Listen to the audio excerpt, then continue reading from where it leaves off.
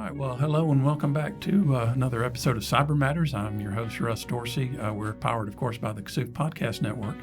Cyber Matters is a show where we talk about the cyber that matters, both to our clients and their families, and keeping, it's taking advantage and utilizing technology, but also how to protect yourself in a changing world.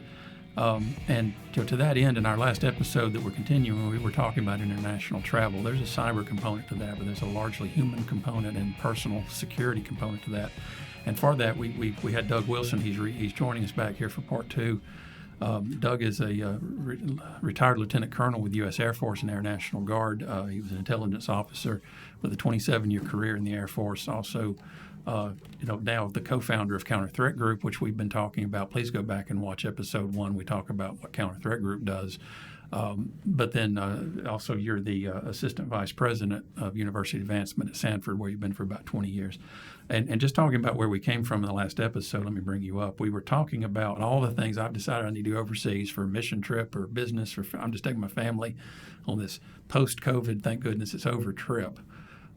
And what are the things I need to do to prepare? So we went through a really good checklist. So now we've had that long, crowded flight, because you did mention that with the shortage on pilots and planes, all the flights are booked. So we've suffered through the flight, and we're now landing at the airport over in wherever. And so you've got a long bullet list, and we are going to put these below in the podcast notes. But let's talk about now, what do me and my family, or me and my fellow travelers, do now that we're in that country to stay safe?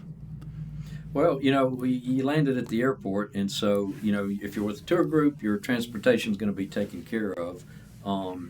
If not, you got to figure out, I got to get to the hotel. Typically, you're not going to rent a car. You're probably going to rely on public transportation when you're overseas.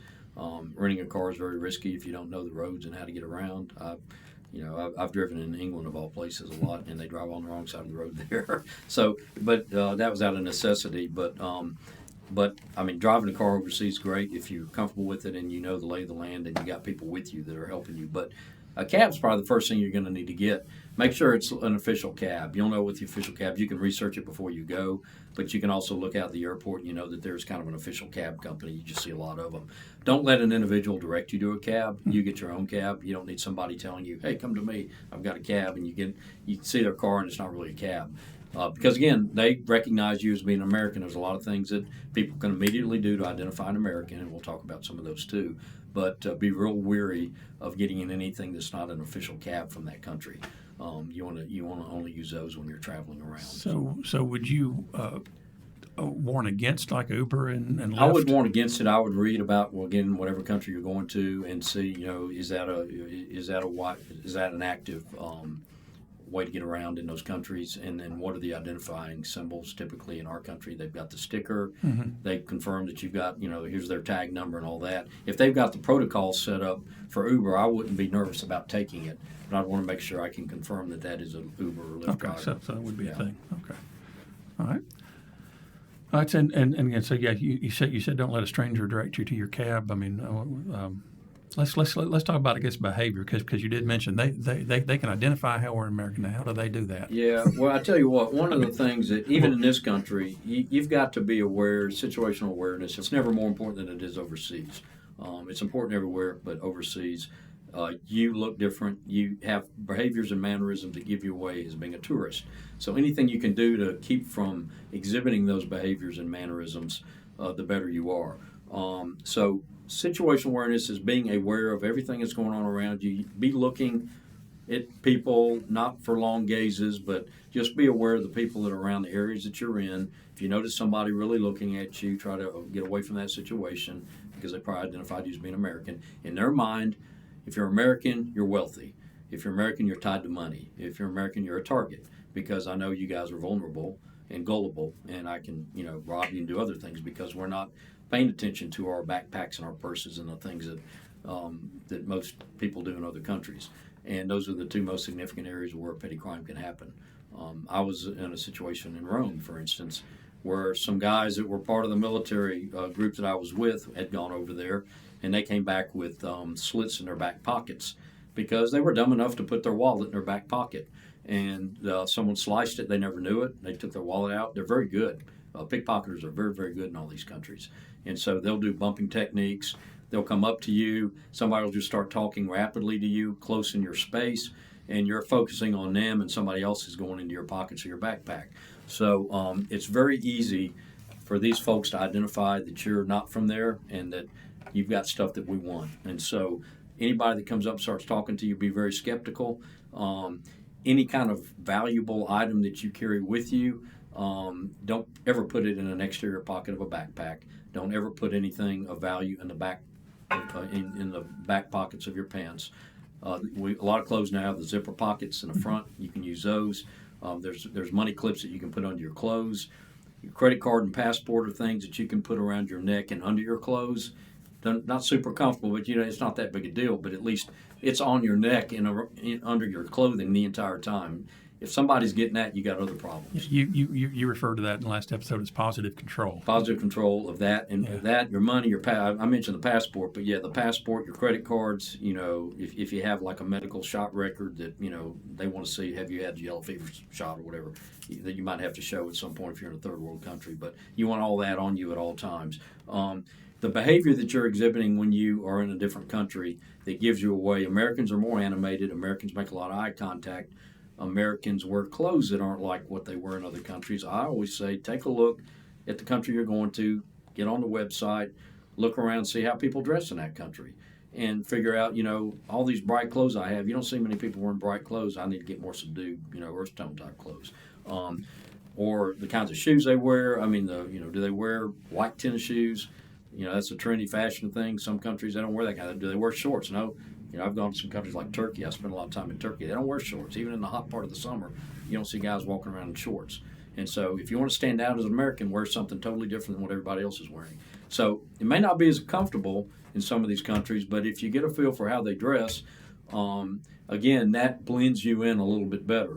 Don't wear clothing that has American, Atlanta Braves baseball, USA all over a sweatshirt. It's proud to be an American, but overseas don't advertise it.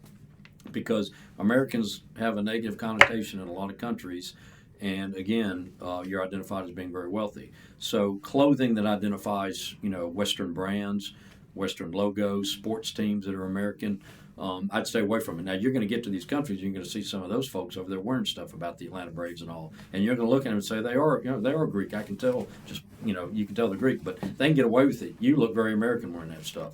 So anything you can do to, again, take away possibility that you might be American. They can tell the way you're talking. Americans talk louder than people in other countries. And so you have a group of people walking down the street and they're speaking English. Someone across the street says that's a bunch of Americans. So be aware of how loud you're talking and, in public places. Don't draw attention to yourself. I always say small groups are better than big groups. Big groups draw attention. The smaller the group, the less attention. Really, you're almost safer just by yourself. That doesn't draw a lot of attention, particularly if you're practicing the blending in. But most people that travel don't want to be by themselves and probably shouldn't be. But the less people that, obviously when you're in a tour group, that's a pretty big giveaway. But hopefully there's protocols within that tour agency. So those are some of the things. Don't be a flashy American wearing a bunch of American-looking stuff and promoting yourself as American. And I imagine there's a cultural aspect to that as well, to be respectful of the culture that you're visiting, to understand those things that may be hot button items or insults to their culture. I mean, I don't know. I didn't know about the shorts thing, but that may be. It could be an insult in a country that's primarily Muslim. I mean, and it's hot. It's hot in Turkey. I only put my shorts on and go downtown well, you'll be the only human walking around with shorts on, and so it's a dead giveaway. But you need to know, particularly in some of the countries that you go to that you might be more at risk of something bad happening. I would definitely pay attention to the cultural things. A lot of European countries, you're going to see shorts. You're going to see them dressing sort of the way we do. But you need to. What I've told, I've been in front of students a lot, even at Samford before they travel internationally, and I say when you get to the country, let's say you're going to Spain, when you're in Madrid, sit on a bench right after you get there and just start looking at people and pick out the Americans. And they say, how do I know who they are? And I say, you'll know them when you see them. I said, see whatever it is they're doing and don't do that because you're going to know they're American by whatever it is they're doing. Yeah. They just give themselves away. It's the way we carry ourselves, our expressions. It's a little bit of a practice to get involved in being really comfortable blending in. And one of the biggest giveaways is getting lost. Anytime that you travel to another country, you're going to get lost, and honestly, that's part of the fun of it. You get lost, and it becomes an adventure. But the last thing you want to do is act like you don't know where you are, because that is going to draw attention. If you're standing out in the public square and you're looking at a map or looking at your phone, you're looking around real frantically because you can't find the street, well, somebody's going to notice that person doesn't know where they are, and they're going to come up and offer help, and it may not be who you want to offer you help. Right. So if you're lost, it's okay. Act cool. Act like just act like nothing happened, and just stroll into a local restaurant, a bar, whatever it is, a shop.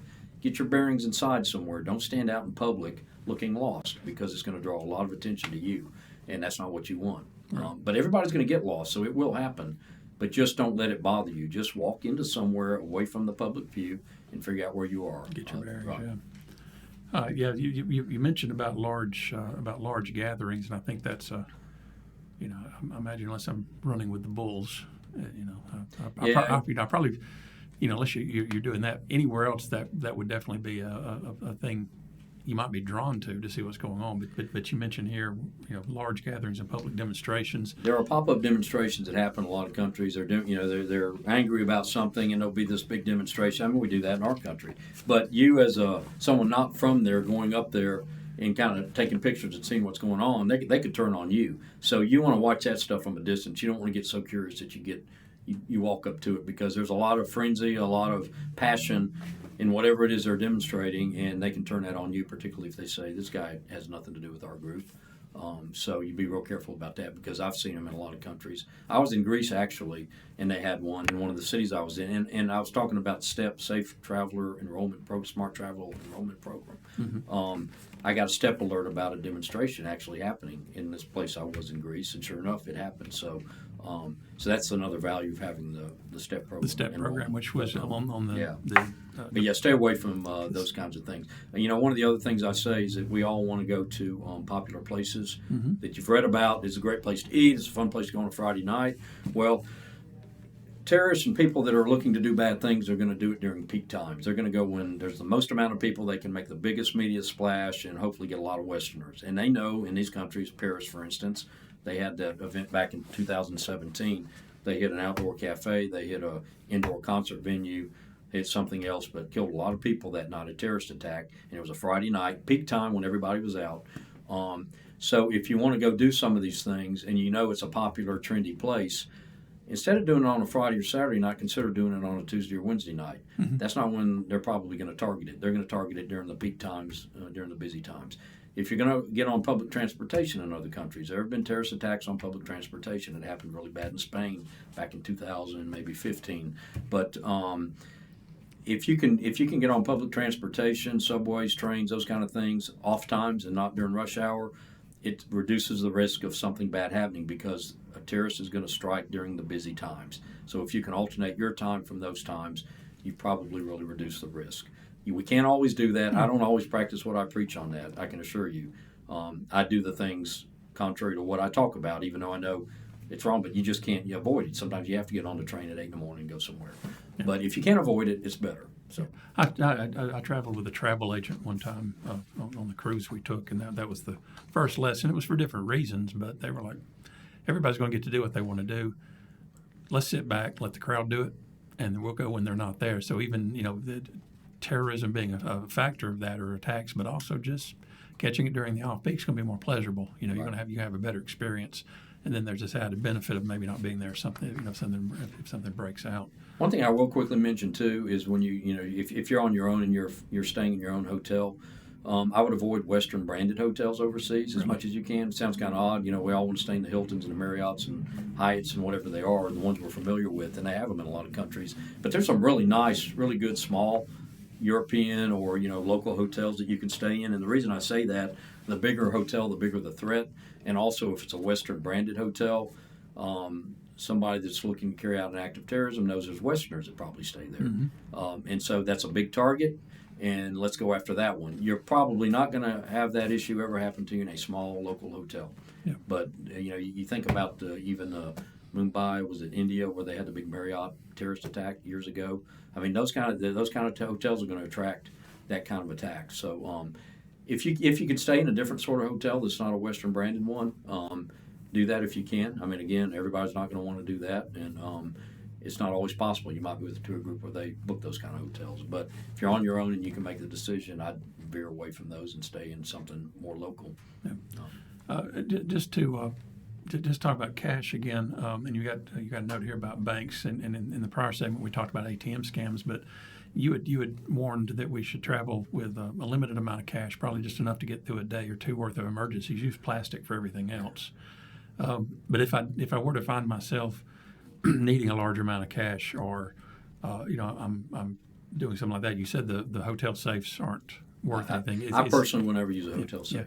Yeah. So is there a trick if you do have sensitive documents, or you did have to take your laptop overseas for business, but you don't leave it there on the hotel on the 2 days you do have to go to the beach? Is the hotel safe down behind the concierge desk a better place? You could consider. I sort of hate to keep something like that even with another person that I don't know. Yeah. But for that instance, I would try to find somewhere in the room that's just really. You think it's pretty well hidden. I mean, I've hidden things in a suitcase before that are, kind of in a pocket behind a bunch of stuff that they'd really have to kind of look around for. I try to find my own little hiding places. I guess the safe is the next best backup. But yeah, I just always heard that the front desk safe at the hotel was better because it's at least there with the front desk staff. If you can confirm that they will put it in a safe, I would be okay with that. Because they don't want to lose business. They want you to stay there and other people, so they don't want to see an incident. So if they have a safe that they can put it in, I'd be okay with that. That would be the next best solution in my opinion. Oh, but about cash, you talk about carrying cash around. Yeah.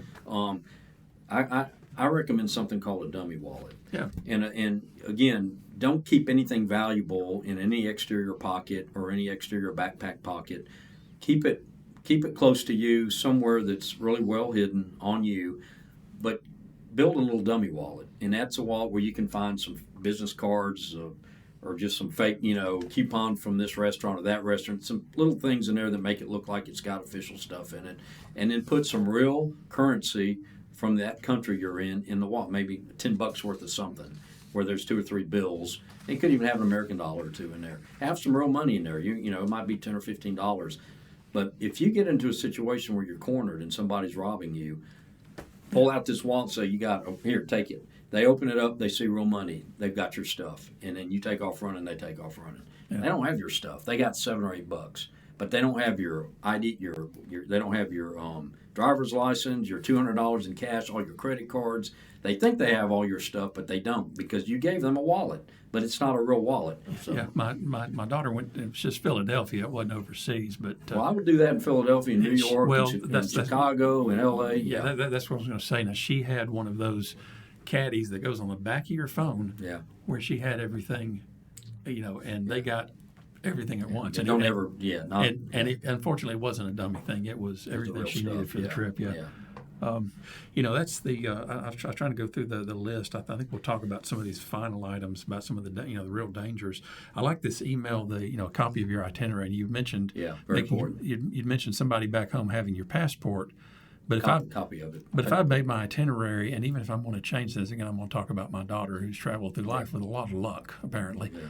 But when she was living in Las Vegas, she'd go just camping in the high desert, and she'd be gone for a couple of days, and she would seldom let us know, if she was out. She came back to Alabama, and did that, and she's in East Alabama, and I was like, honey, it doesn't matter. There's people, Tell us where you are. No, but definitely, I think that's critically important. But definitely, if you're overseas and you do have a change to your itinerary, which you've already let people know, and it's day 4, and you're going to go to Istanbul instead of where you're going to go, then you need to let people know so that they're missing you if you don't come back, right? Or if there's a problem, they know already. What I say about that is the itinerary, the hotels you're going to be in, which day you're going to be in it, the address or phone number for that hotel. Obviously, they have your contact information. In the amount of time you think you're going to spend in various places, just so they know, hey, today, based on their itinerary, this is the country they should be in, this is the hotel they should be staying at. And then you, as the traveler, if there's a change to that, try to make sure the person that has your itinerary knows that. And it's okay to leave your itinerary with more than one person. So it's a safety thing, and I know with kids, you don't need to know where I'm and all that stuff, but it's very important for safety.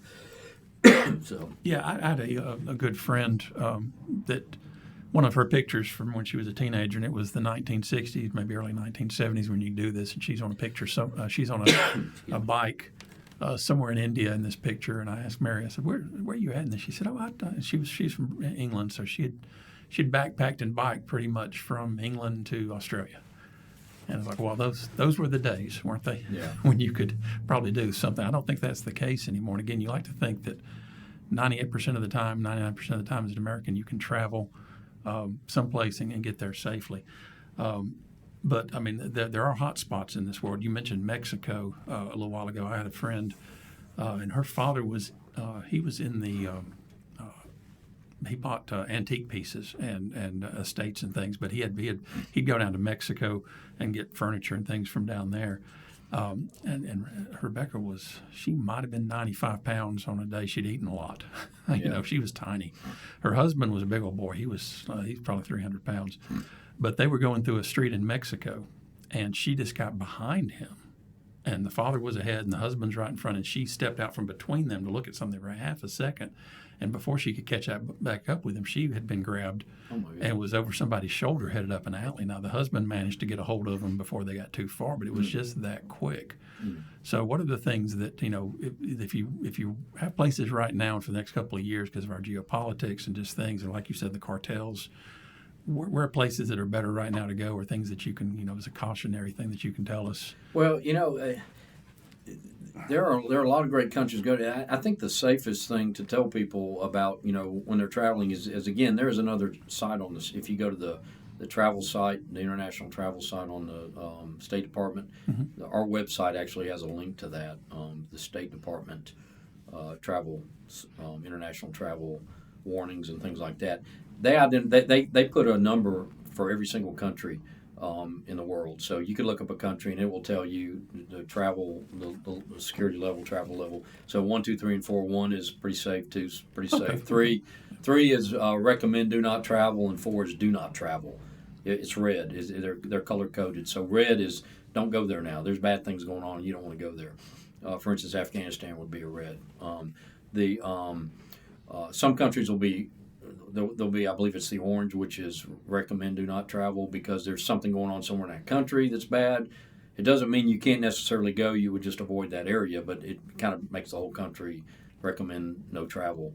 But just read what it is. It will tell you what the incident is or what's going on that prompted that particular alert, their travel alerts.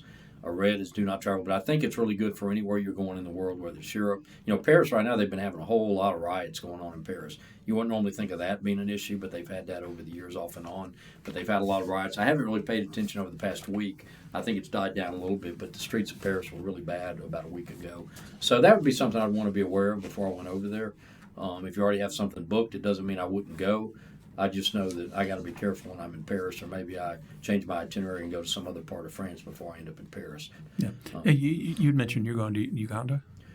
Uganda, yes. Next month. For mission? It's going to be a mission-related operation, and so. So how do you feel about Uganda? I assume you've done your research and you've done your thing. This will be my third time.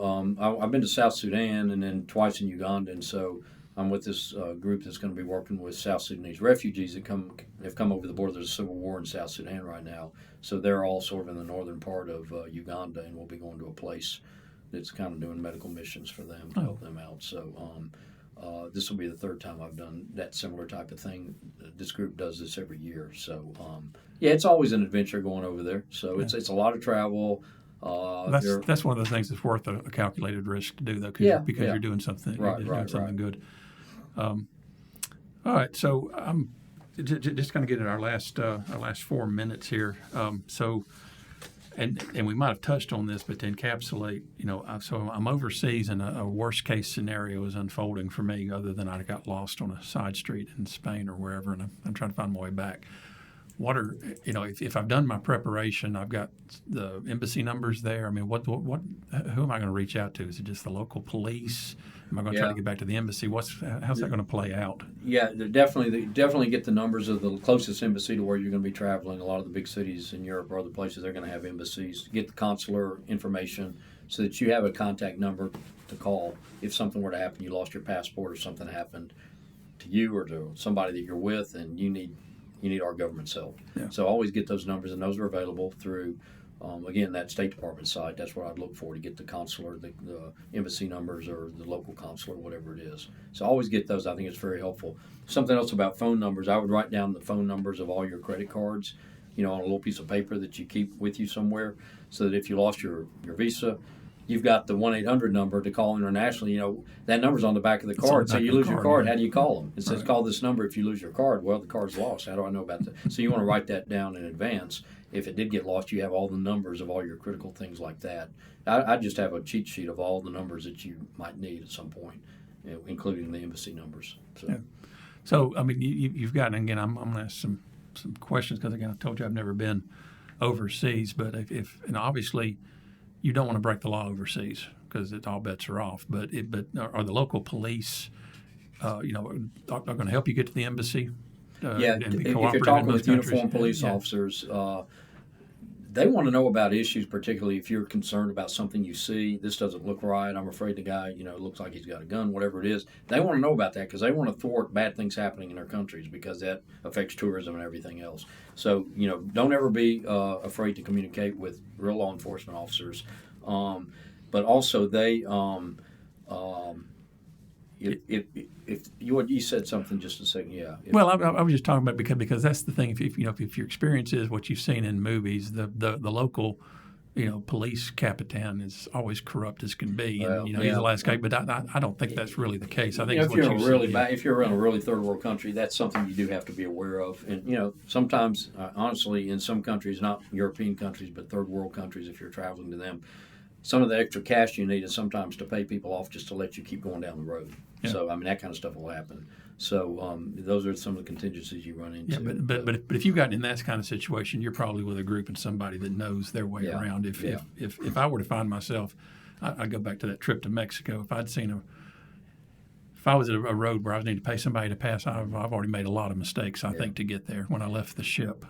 I made a lot of bad choices, and I should have just stopped at the first bar to have a margarita and then go back to the ship. Yeah. And one of the things, in another country, if you break the law in their country, the U.S. can't help you for breaking the law in another country. Yeah. You're under their country's laws. You could end up in that country's jail system. So be aware of your conduct. And I tell that to everybody, but which goes to even to your point about driving. I mean, you just don't think about the risk of if I was to have an accident, but it was your fault. We're going to put you in jail because you just hurt this person. Right. If I hit a pedestrian in Italy, I'm all of a sudden involved in the Italian legal system. Yeah.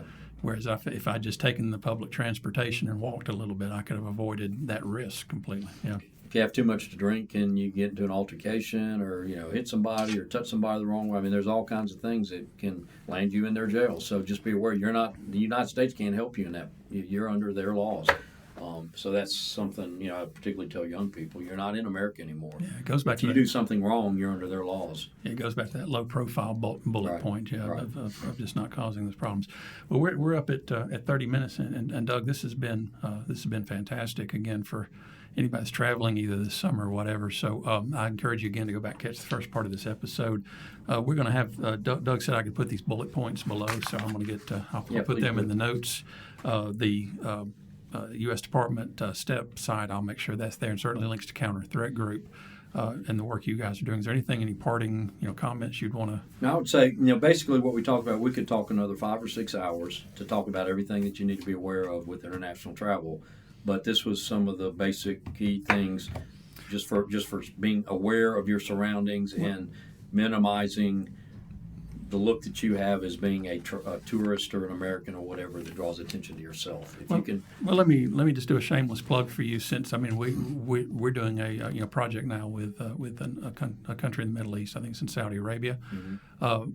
It's Counter Threat Group, or you provide this kind of consulting to corporations, right? So that might be one thing. We can do more. We can do more significant or detailed country study information on what's going on in the countries that you might be traveling to, and what are areas of the country that probably aren't the best for Americans to go to, if there is such a thing in the country. So yeah, we can do a lot more detailed type specific country specific information. Right, so we'll end on that. If it's for personal, I've got the links below. But if this is something business related and you are concerned about keeping your employees safe, there's Counter Threat Group, and there's other companies like that. Church groups, mission groups. Sometimes they don't always get a lot of information about the countries they're going to, and just. But it might be worth getting a third party to come in and do a quick consult if it's an ongoing engagement or something. So.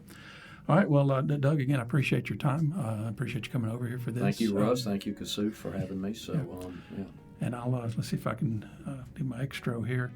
And thank you, the listeners. Again, this had been Cyber Matters, even though this was maybe more of a travel matters. But I'm Russ Dorsey, your host, and this is part of the Kasuf Podcast Network, and we appreciate you being here, with us for this special episode. And we'll look forward to talking to you soon.